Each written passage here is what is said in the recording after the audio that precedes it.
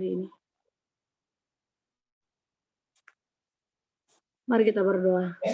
Terima kasih Bapak, terima kasih Yesus, kami bersyukur buat segala kebaikan-Mu Tuhan dalam kehidupan kami, pribadi lepas pribadi, hingga pada pagi hari ini Tuhan, kami masih boleh merasakan cinta kasih daripada Tuhan, kami masih boleh menghirup udara yang segar.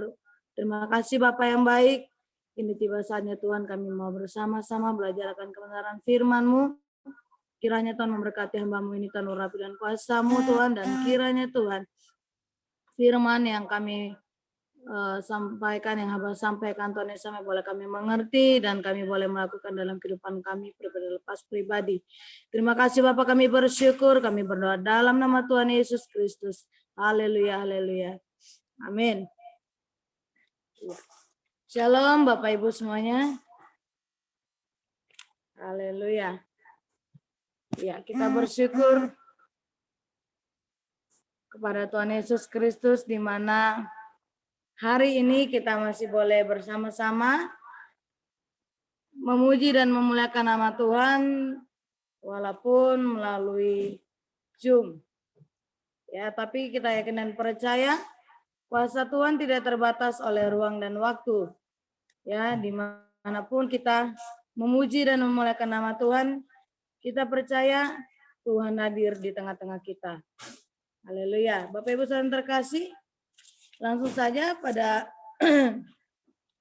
pagi ini kita membuka Alkitab kita bersama-sama dalam kitab Mazmur pasal yang ke-92.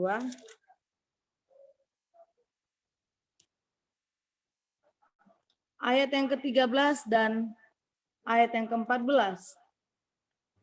Haleluya.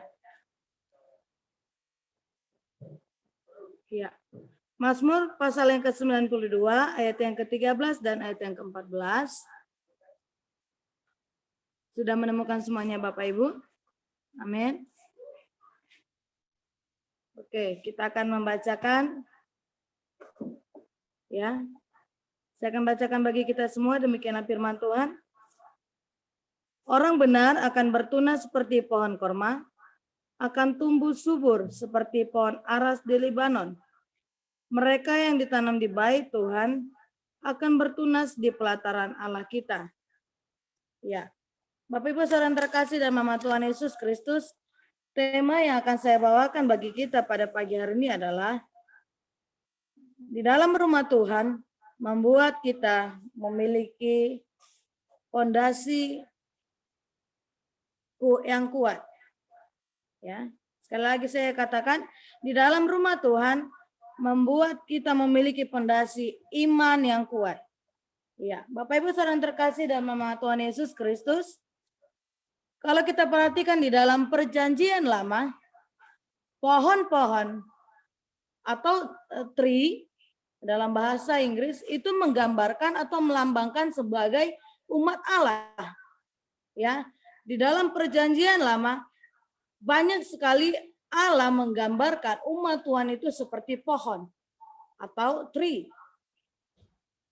Dimana kalau di dalam biologi tentang tanaman, ya, pohon itu memiliki dari akar, batang, ranting, daun, dan buah. Demikian juga dengan umat Tuhan. Ya, bahwa di mana kita sebagai orang-orang ketebusan Tuhan, kita harus memiliki akar yang kuat.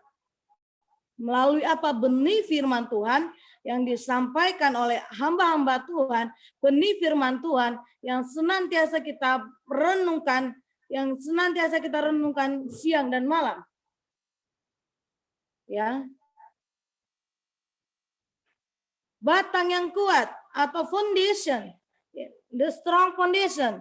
Dengan apa? Dengan cara kita melekat senantiasa kepada Tuhan, kita senantiasa mengandalkan Tuhan dalam kehidupan kita. Selain itu kita juga dapat memiliki ranting, daun, dan buah yang banyak. Ini akibat daripada ketika kita senantiasa merenungkan firman Tuhan dalam kehidupan kita siang dan malam. Dan kita memiliki fondasi yang kuat di dalam firman itu, di dalam kita melekat kepada Tuhan, sehingga kita memiliki dampak ya, kita dapat memiliki dampak yang baik, buah yang manis bagi orang-orang yang di sekitar kita. Ya, selain itu kita juga dapat memuridkan. Ya, Bapak Ibu saudara yang terkasih dan Mama Tuhan Yesus Kristus, ada satu kata kunci yang akan kita bahas pada hari ini adalah di mana tentang pohon kurma. Ya, pohon kurma atau Phoenix dactylifera ini dalam bahasa Latin atau dalam bahasa Ibrani dikatakan tamar atau palm dalam bahasa Inggris. Ya, kita semua, saya dan Bapak Ibu semuanya pasti kita mengenal yang namanya pohon kurma. Yes. Bahkan mungkin Bapak Ibu senang dengan memakan buah kurma seperti itu ya. Nah, Bapak Ibu saudara terkasih dan Mama Tuhan Yesus Kristus, pohon kurma ini itu tumbuh di lembah Yordan, ya. Dan bahkan ini sudah digunakan untuk nama sebuah tempat, ya, yang tadi saya katakan Hazezon Tamar, ya, dalam kitab Kejadian pasal yang ke-14 ayat yang ke-7, ya. Bapak Ibu saudara terkasih dan Mama Tuhan Yesus Kristus, kita kembali ke dalam teks, dikatakan orang benar akan bertunas seperti pohon kurma, akan tumbuh seperti pohon aras di Lebanon. Mereka yang ditanam di bait Tuhan akan bertunas di pelataran Allah kita. Ya, Bapak Ibu saudara terkasih dalam nama Tuhan Yesus Kristus, orang benar akan bertunas seperti pohon kurma, atau the righteous will sprout like palm trees. Ya, maksudnya apa? Orang-orang yang benar pasti di dalam kehidupannya juga akan ada batu-batu, ya, yang akan menghalanginya untuk maju dan berkembang, ya. Mungkin ketika ada angin datang, ya, di dalam kehidupannya yang dapat mengombang-ambingkannya, tetapi di dalam firman Tuhan, di dalam teks ini dikatakan kita akan bertunas seperti pohon kurma, di mana kalau kita melihat, ya, keunikan dari pohon kurma ini pada umumnya ini ada di padang pasir, ya. Pohon kurma pada umumnya itu ada di padang pasir, di padang gurun, ya, yang sangat panas dan memiliki air yang sangat minim, ya. Kalau kita lihat di padang gurun atau padang pasir, pasti di sana sangat minim yang namanya air, ya, karena terlalu panas gitu ya Bapak Ibu saudara terkasih. Nah, tetapi keunikannya di mana saat biji atau benih daripada pohon kurma ini mulai berkecambah, ya, dia terhalangi batu, ya, yang menyebabkan mungkin benih ini tidak dapat tumbuh. Tetapi Bapak Ibu saudara terkasih, keunikan dari pohon kurma ini ketika dia benih itu tumbuh dan banyak batu, ya, keunikannya adalah akar-akar dari pohon kurma ini akan semakin merambat ke dalam tanah, dan sehingga dia memiliki pondasi yang kokoh, ya, akar yang kuat, ya Bapak Ibu saudara terkasih, ya, sehingga dia akan menembus tanah untuk mencari air sehingga sampai kedalaman puluhan meter. Ya, setelah mendapatkan air, barulah pohon kurma ini dapat bertumbuh, Bapak Ibu saudara terkasih. Nah, dan sekali lagi saya katakan di mana pohon kurma berada, biasanya di sana akan terdapat yang namanya mata air. Nah, inilah yang digambarkan daripada pemazmur, ya, bagi kita di pagi hari ini dikatakan bahwa orang benar akan bertunas seperti pohon kurma, di mana orang yang benar seharusnya, ya, kita dapat memiliki akar yang kuat, ya. Orang yang benar ini mampu berdiri kuat, ya, mampu berdiri kokoh, mampu berdiri tegar, ya. Di tengah apa? Di tengah berbagai hambatan, di tengah berbagai tantangan, di tengah berbagai masalah yang kita alami, di tengah berbagai problem yang kita hadapi, ya. Apakah itu mungkin masalah keluarga, atau apakah itu mungkin masalah ekonomi, ataukah mungkin masalah terhadap rekan-rekan sekerja atau seperti apapun, ya. Ketika badai masalah datang, ya, ketika angin itu datang, ketika hambatan-hambatan itu datang, harusnya ya kita sebagai orang-orang benar kita dapat kuat di dalam Tuhan, ya. Orang benar dapat mampu berdiri kokoh, ya. Dan bukan hanya itu saja, kita juga dapat menyegarkan, ya. Kita juga dapat memberikan dampak yang baik, kita dapat memberikan kedamaian bagi orang-orang yang ada di sekitar kita, bagi di lingkungan yang tandus, ya. Bapak Ibu saudara terkasih dalam nama Tuhan Yesus Kristus, ya. Kalau kita melihat di dalam teks ini, ya, mereka yang ditanam di bait Tuhan akan bertunas di pelataran Tuhan kita, ya. Bapak Ibu saudara terkasih dalam nama Tuhan Yesus Kristus, pohon aras yang tumbuh subur di Libanon, ya. Demikian juga dengan kehidupan kita, ya. Rumah Tuhan, saya katakan tadi, rumah Tuhan membuat kita memiliki fondasi iman yang kuat. Ketika kita berada di dalam rumah Tuhan, ya. Ketika kita senantiasa memiliki keintiman kepada Tuhan, ketika kita senantiasa merindukan di pelataran Tuhan, ya, di firman Tuhan dikatakan dalam Pemazmur, lebih baik 1 hari di pelataranmu, ya, daripada 1000 hari di tempat lain. Ya, maksudnya apa? Lebih baik kita berada di dalam pelataran Tuhan yang membuat fondasi kita semakin kuat, yang membuat iman kita semakin dikuatkan oleh Tuhan, sehingga kita tidak dapat diombang-ambingkan, sehingga kita tidak dapat digoyahkan, dan kita tetap berdiri kokoh. Bapak Ibu saudara terkasih dalam nama Tuhan Yesus Kristus, ya. Sebelum saya mengakhiri firman Tuhan pada pagi hari ini, ya, saya mau membagikan suatu ilustrasi, ya, tentang fondasi, ya. Fondasi, ya. Dalam kitab Lukas pasal 6 ayat yang ke-48, ia sama dengan seorang yang mendirikan rumah. Orang itu menggali ke dalam-dalam dan meletakkan dasarnya di atas batu. Ketika datang air badan banjir melanda rumah itu tidak dapat digoyahkan karena rumah itu kokoh dibangun, ya. Persyaratan utama dalam membangun rumah yang kokoh itu adalah fondasi, ya. Rumah berdiri kokoh itu tergantung daripada fondasinya. Ketika fondasi itu kuat dibangun, maka, ya, rumah itu akan berdiri kokoh. Harus menggali tanah yang dalam, lalu disusun batu dan dirapikan dengan adukan semen. Nah, di atas batu itulah rumah itu dibangun. Itulah membuat rumah itu menjadi kokoh di dalam bangunannya, seperti itu, ya. Demikian juga Bapak Ibu saudara terkasih dalam nama Tuhan Yesus Kristus, dengan membangun rumah iman kita, ya, setiap hari, ya, kita di dalam kehidupan kita membangun rumah iman kita, ya. Di dalam kehidupan kekristenan kita seharusnya, ya, Bapak Ibu saudara terkasih, jangan pernah menjadi Kristen yang asal-asalan atau Kristen sistem tradisi dari sejak lahir, gitu, ya.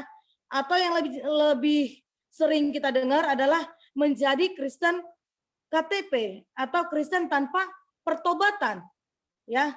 Karena apabila kita membangun rumah iman kita dengan model seperti ini akan gampang roboh, ya. Kekristenan itu bukan hanya sebagai teori saja, ya, tetapi apa? Tetapi kekristenan itu dibangun atas pengalaman kehidupan kita yang bukan hanya sebagai pendengar firman saja, tetapi kita menjadi pelaku firman. Amin. Ya, Bapak Ibu saudara terkasih dalam nama Tuhan Yesus Kristus. Rumah Tuhan, ya, membuat kita memiliki fondasi iman yang kuat. Seperti pohon kurma ini tadi, ya. Kita memiliki tunas seperti pohon kurma. Walaupun di tengah gurun pasir sekalipun, pohon kurma dapat berdiri kokoh, dapat tumbuh subur dan menghasilkan buah-buah yang manis, buah-buah yang lebat. Ya, demikian dengan kehidupan kita, Bapak Ibu saudara terkasih dalam nama Tuhan Yesus Kristus.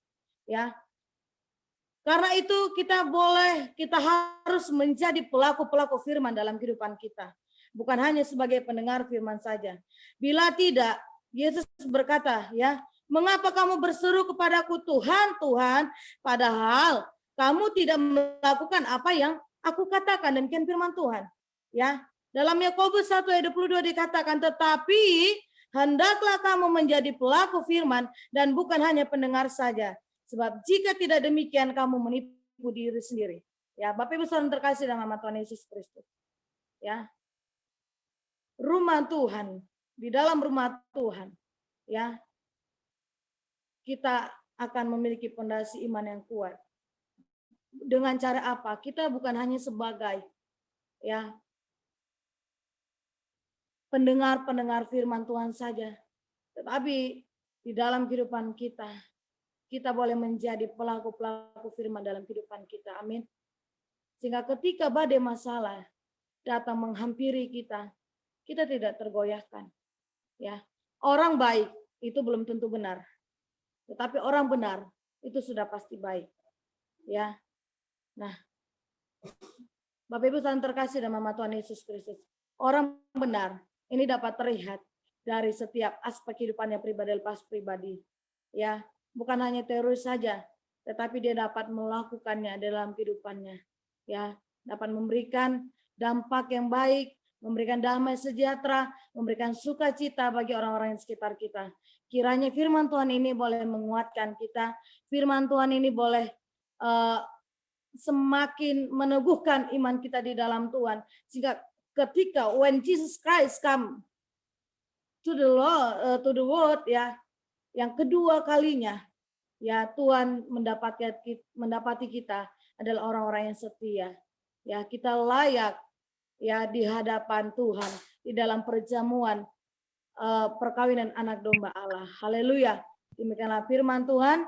Kiranya firman Tuhan ini boleh meneguhkan kita dan firman Tuhan boleh menguatkan kita. Ya. Dan sekali lagi, ya, kiranya dalam kehidupan kita semakin hari memiliki kerinduan ya berada di dalam rumah Tuhan. Ya, sehingga kita memiliki fondasi iman yang kuat dalam kehidupan kita. Amin Bapak Ibu. Haleluya. Mari kita bersatu di dalam doa.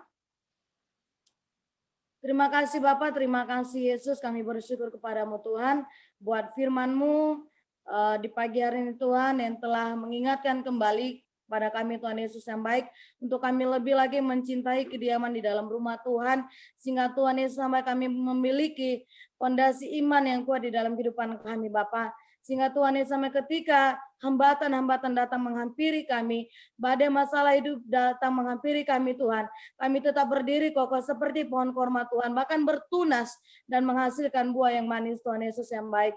Terima kasih Tuhan, ajar hidup kami Tuhan Yesus untuk kami tetap melekat kepadamu Tuhan, ajar kami Tuhan, bukan hanya sebagai pendengar-pendengar bukan hanya sebagai pendengar-pendengar firman saja, namun kami boleh menjadi pelaku-pelaku firman dalam kehidupan kami, Bapa yang baik. Terima kasih Bapak, terima kasih Yesus, Kau materkan benih firman-Mu dalam kehidupan kami pada pagi hari ini Tuhan, dan kiranya firman-Mu boleh menjadi rema dalam kehidupan kami Tuhan. Sehingga Bapa yang baik ketika Engkau datang Tuhan, sampai yang kali keduanya Tuhan, Kau dapati kami setia Tuhan, dan kami layak, oh Tuhan Yesus, untuk masuk dalam pelataran-Mu Tuhan, dalam perjamuan kawin anak domba Allah Tuhan Yesus yang baik. Terima kasih Bapak, kami bersyukur dalam nama Tuhan Yesus Kristus. Haleluya. Amin.